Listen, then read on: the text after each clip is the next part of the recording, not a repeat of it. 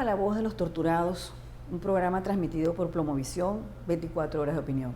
Mi nombre es Molly de la Sota y vamos a conocer casos de personas que han sufrido en carne propia las torturas en los sótanos infrahumanos de la Dirección de Contrainteligencia Militar y de otros centros de reclusión del régimen. Cabe preguntarse cómo es posible que haya tanta impunidad en un delito considerado como un crimen de lesa humanidad.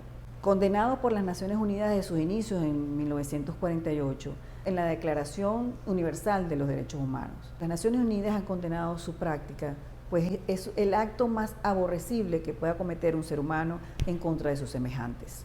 Está absolutamente prohibida en el derecho internacional, tanto en tiempos de guerra como en tiempos de paz. 162 países ratificaron la Convención contra la Tortura, Tratos Crueles e Inhumanos en 1984. Esta convención entró en vigencia en 1987 y se creó un organismo, el Comité contra la Tortura, para supervisar que los países que hayan ratificado la convención cumplan con lo que allí se dice. En el caso de Venezuela, la Constitución venezolana prohíbe la tortura y también en el año 2013 el chavismo aprueba una ley especial contra la tortura, tratos crueles e inhumanos. En la Asamblea General estaba dirigida por Diosdado Cabello. El Comité contra la Tortura de las Naciones Unidas elaboró un informe en el año 2014 donde en sus observaciones dice que entre los años 2011 y 2014 hubo 31.096 denuncias de violaciones de derechos humanos y solo el 3% tuvo como resultado una acusación del Ministerio Público. También entre el 2003 al 2011 hubo solamente 12 funcionarios sancionados por torturar, es decir, impunidad. Entre febrero y junio del 2014, tiempo de las grandes protestas en Venezuela, hubo 3.036 detenciones, la mayoría sin orden judicial ni flagrancia. Allí se denunciaron actos de tortura como golpizas, asfixia mecánica con bolsa plástica, aplicación de electricidad, violaciones sexuales. Y luego en el 2017 también hubo aproximadamente 5.000 detenciones en donde también se denunciaron torturas como las ya mencionadas.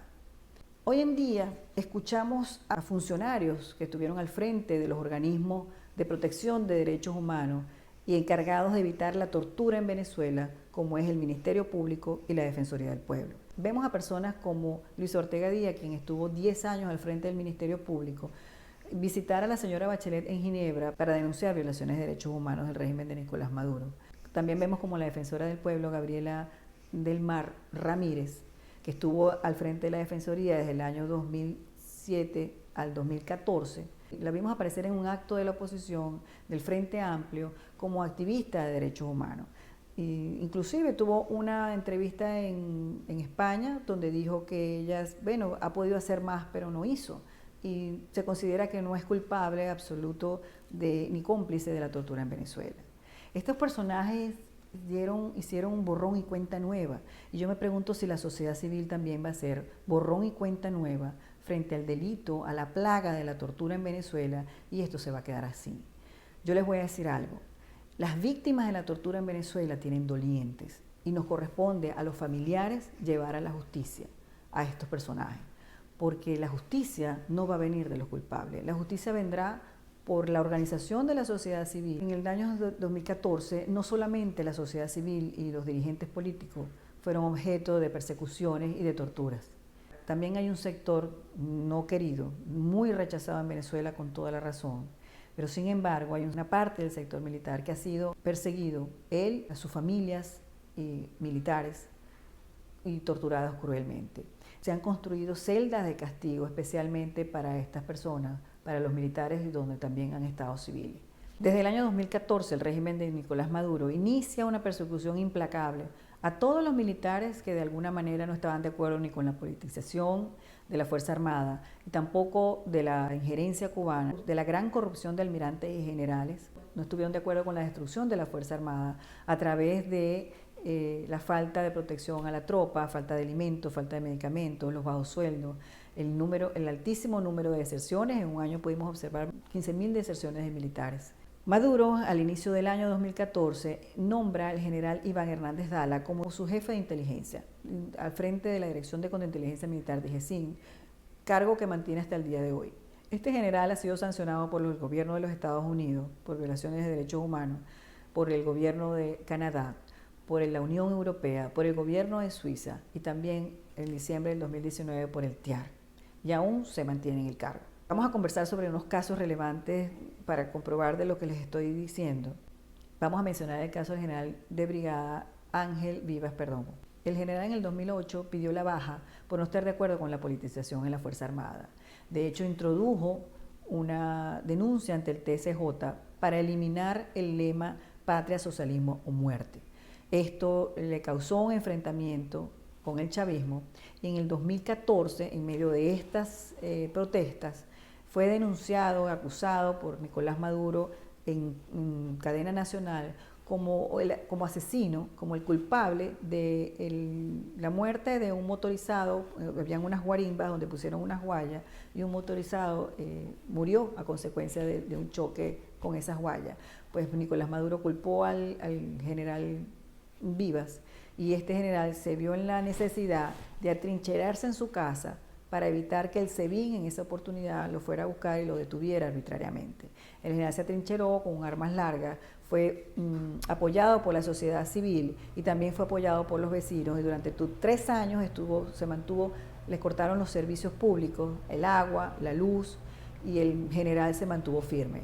Es en el año 2017, con las grandes protestas, que los cuerpos de inteligencia logran detener al general en su casa, lo torturan, lo meten al helicoide y al general en el 2018 se le otorga una medida humanitaria donde todos pudimos observar las secuelas de este confinamiento y de estas torturas. En el 2014 también, en cadena nacional, se anuncia una serie de operaciones militares, supuestas conspiraciones, llamadas Golpe Jericó, el Golpe Azul, 2014-2015, donde se querían involucrar dirigentes políticos como Leopoldo López, María Corina Machado, Julio Borges, y en el caso de Golpe Azul, el alcalde Ledesma, quien fue detenido por el SEBIN.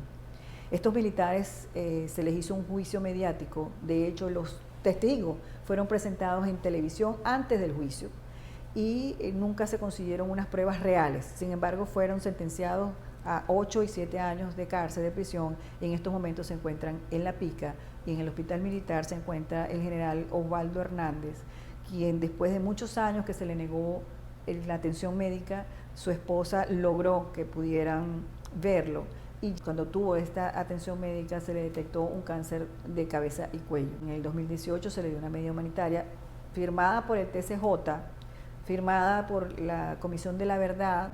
Larry DeBoe, que es el comisionado de Derechos Humanos del régimen, firmó esta medida humanitaria en el 2018 y el general todavía permanece secuestrado en el hospital militar.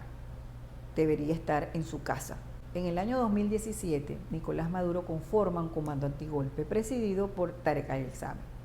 Así se inicia una época siniestra y de terror en Venezuela.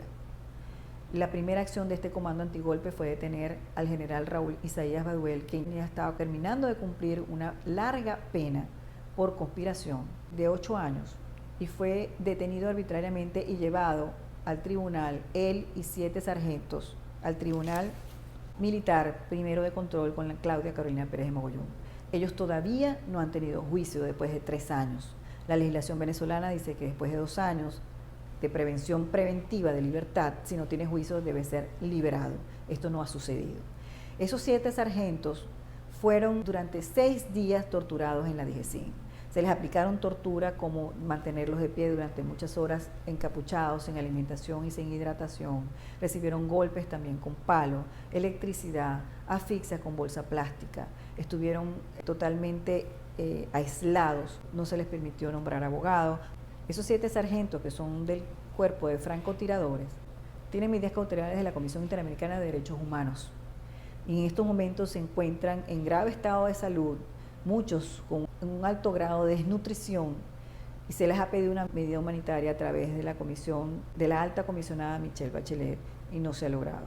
Luego entonces tenemos, a partir que empieza el régimen de terror, que será el régimen más oscuro de la historia venezolana cuando esto termine.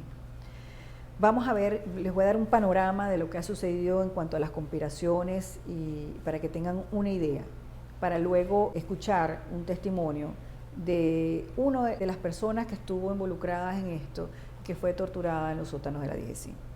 Tenemos entonces la operación Jericó. Estas operaciones son llamadas así por el régimen, ¿ok? La mayoría son inventadas, es una manera sistemática, son detenidos sin orden de aprehensión, el 95% ha sido torturado en los sótanos de la DGCIN y luego permanecen allí sin juicio. Hay casos de militares que tienen 4 años sin juicios, casos de militares con el 80% de la pena cumplida. Y casos de militares como el Golpe Azul, que han cumplido la pena, Peter Moreno y Luis Lugo Calderón, y aún se mantienen secuestrados en la cárcel de Ramo Verde.